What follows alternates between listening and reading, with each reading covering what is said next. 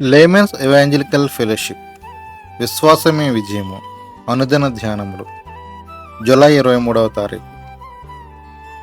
దుష్టిని జయించుట.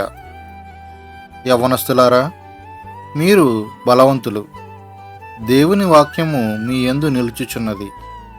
మీరు దుష్టిని జయించి ఉన్నారు గనుక మీకు వ్రాయిచున్నాను. 1 యోహాను పత్రిక 2వ అధ్యాయం 14వ వచనం. దుష్టుని జయించిన బలవంతులైన యవ్వనస్తులతో అపోస్తులుడైన యోహాను మాట్లాడుచున్నాడు. వారెలా బలవంతులుగా ఉన్నారు?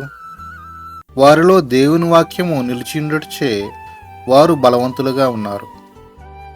దేవుని వాక్యము మనలో ఎలా నిలిచి ఉంటుంది? మనము వాక్యానికి లోబడినప్పుడు అది మనలో నిలిచి ఉంటుంది.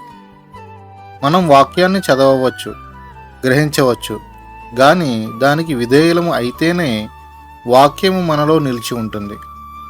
అప్పుడే నీవు బలవంతుడవు కాగలవు. మన భౌతిక, రసాయనిక శాస్త్రముల సూత్రాలు ఎప్పటికప్పుడు క్రొత్త వాటిని కనుగొనట ద్వారా మారుచున్నట్లు దేవుని వాక్యము మారదు. అది నీలో నిలిచి ఉంటే దానివలే నీవును బలముగలవాడవై ఉంటావు. దేవుని వాక్యానికి నీవు లోబడినప్పుడు అది నిన్ను పులకరింపజేస్తుంది. నీవు గొప్ప నిర్ధారణతో ముందుకు సాగుతావు. ఆత్మ ద్వారానే నీవు సత్యమునకు విధేయుడవు కాగలవు. ఆత్మీయ పరిపూర్ణతకు పరిమితి లేదు. దేవుడు నిన్నెంత పైకి లేవనెత్తగలడో నీకు తెలియదు. సత్యానికి విధేయుడవు అగుట వలన నీ మనస్సు శుద్ధీకరించబడుతుంది. క్రైస్తవ భక్తి నీ అంతరంగంలోని నీ తలంపులను తాకుతుంది. నీ తలంపులు, ఊహలు కూడా శుద్ధీకరించబడతాయి. దేవుని వాక్యాన్ని ధ్యానిస్తూ దానికి లోబడుట గొప్ప విషయము. స్వాభావికంగా మనము దుష్టత్వంతో నిండిన వారము. మన వాత్సల్యములు క్రమము లేనివి మరియు మన వాంఛలు త్రోవ తప్పినవి.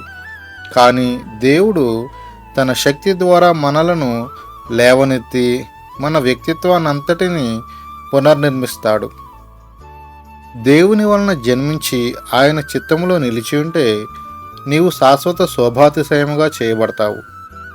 నిరంతరము దేవుని చిత్తాన్నే చేయుట వలన యేసును సాతాను ఓడించలేకపోయాడు గనుక ఆయన నిరంతరము జీవిస్తూ ఉన్నాడు.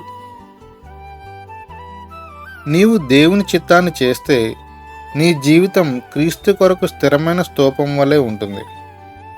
సాధు సుందర్ సింగ్ అలాంటి ఒక నిత్య స్తూపము.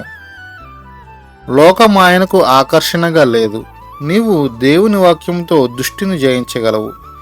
నీ వ్యక్తిగత జీవితము, కుటుంబ జీవితము, ఇతరులతో ఉన్న బంధుత్వములలో, స్త్రీ పురుష సంబంధాలలో ఆయన పరిపూర్ణ చిత్తమునే చేయము.